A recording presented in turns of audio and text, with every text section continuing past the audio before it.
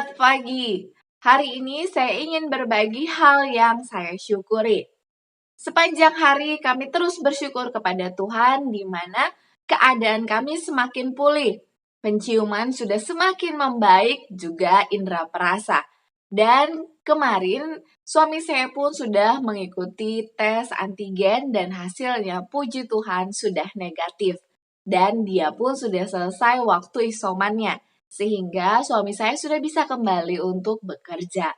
Dan kalau saya, surat isoman dari puskesmas berakhir esok hari, barulah saya akan melanjutkan tes antigennya. Dan saya rasa pun sudah akan negatif. Kami sangat bersyukur atas kebaikan Tuhan, beserta doa-doa dari saudara-saudara seiman. Inilah hal yang saya syukuri. Saya rindu Anda pun, mari kita sama-sama bersyukur untuk begitu banyaknya berkat Tuhan. Marilah kita mulai dari hal-hal yang sederhana, yaitu hal-hal yang kecil.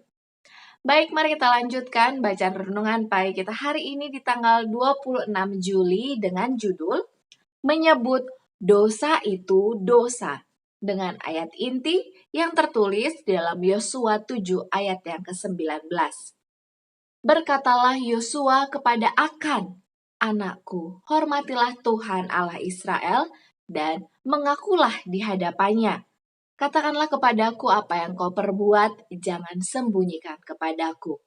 Penjelasannya, sejarah Akan mengajarkan pelajaran yang serius bahwa karena dosa satu orang, murka Allah akan hinggap atas satu umat atau satu bangsa sampai pelanggaran itu diselidiki dan dihukum. Dosa sifatnya adalah mencemarkan. Satu orang yang terjangkit dengan kustanya yang mematikan itu dapat menular kepada ribuan orang. Banyak orang tidak berani mencela perbuatan jahat, takut kalau itu akan mengorbankan kedudukan atau kepopuleran mereka.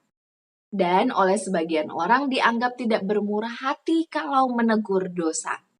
Hamba Allah mempunyai kewajiban yang sungguh-sungguh untuk mengajarkan firman Allah tanpa takut atau pandang muka. Ia harus menyebut dosa itu dosa.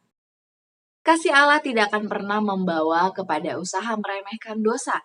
Kasih itu tidak akan pernah menutupi atau memaafkan kesalahan yang tidak diakui. Akan terlalu lambat mempelajari bahwa hukum Allah seperti pengarangnya tidak berubah. Itu ada hubungannya dengan semua tindakan dan pikiran dan perasaan kita.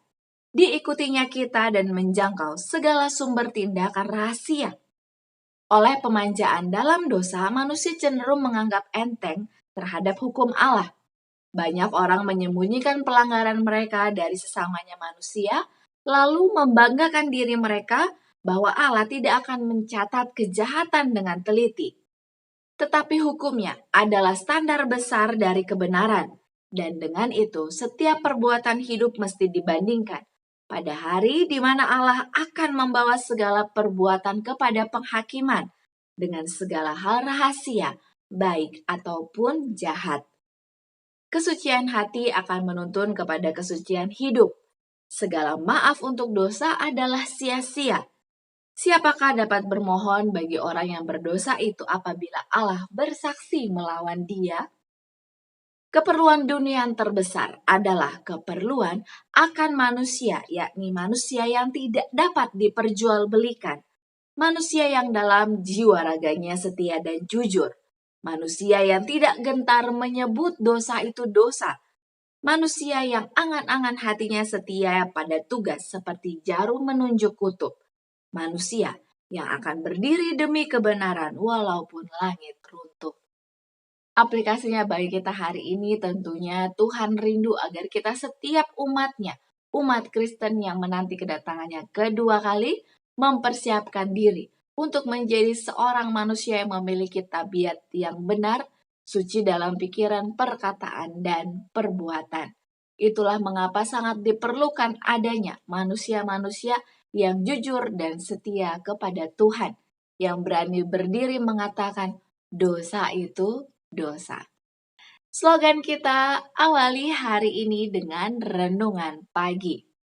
Menjadi pokok doa bagi kita adalah mari kita terus meminta pertolongan Tuhan di dalam doa pribadi kita, agar kita dapat menjadi pribadi manusia yang Tuhan inginkan, karena setiap perbuatan kita akan dibawa ke pengadilan.